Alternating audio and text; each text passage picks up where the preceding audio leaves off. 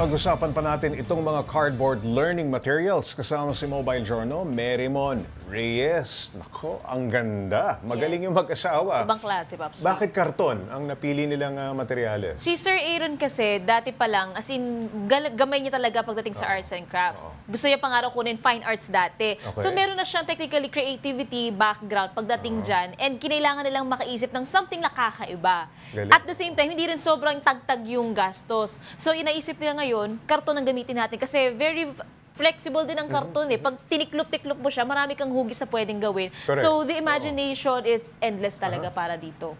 Nagsimula ang lahat sa isang school contest. Ito bang tatay na si Aaron Manansala? Aaron ba? Aaron? Aaron, Aaron. Aaron. May background pa na sa Yes. pagdidisenyo. Yes, Pops Bago J. pa sila mawili sa paggawa ng arts and crafts sa kariton. Back in nung school days pa raw niyan, Eh, siya rin pwede- daw pwede gumagawa siyang sa mga propsman stage. eh. Yes, Pops Oo, J. okay. Pagka nagsiset up daw even mga styro, Set lahat design. ng kailangan, kaya niya raw itong gawin. Oo. So since during that time, may opportunity rin para mabuhay niya ulit yung Oo. talento niya, yung interest niya, nagamit niya ngayon sa maganda. And ang gaganda ng pagkakagawa nila.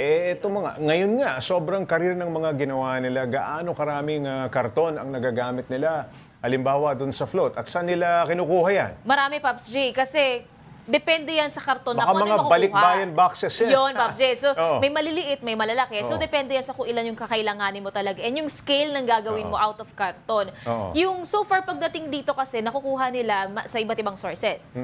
Pag may tatapon daw sa kalsada, may Correct. makikita sila sa Pupulutin mga nila. mall, sa mga supermarket. Yung Oo. iba nabibili, yung iba binibigay na lang din daw sa Sa kanila. mga tindahan, marami Yes, ano, no? Pops J. Bukod doon sa karton, magkano pa ang nagagastos nila para sa finished na laruan? Parang may mga paint pa yung Yes, mga Pops karton. J. Tsaka yung iba interactive pa siya, pwedeng paglaruan talaga ng bata. Pwedeng isuot nga eh, di ba? Pwede, Nakita ko Pops sa J. report Kung mo. ikukumpara daw to sa pagbibili ka ng laruan sa mga tindahan talaga, sa mga mall, mahal talaga. aabutin talaga sa libo yung mga Oo, laruan na oo. yun. Pero for them, it's either half or less than yung gastusin na yun, yung nailalabas nila. Oo. Kasi ang puhunan mo lang din talaga dyan, yung mga karton. Yung iba naman, pwede mong libreng makuha, di ba?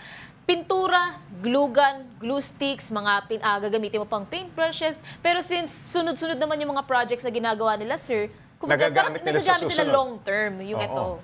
Creativity na lang ang labanan, ano? Yes, Pops. Sabi mo rin, nagtuturo na rin sila sa iba, no? May interesado talagang kumarir din sa paggawa ng mga carton arts and crafts. Maraming salamat, Merymon Reyes.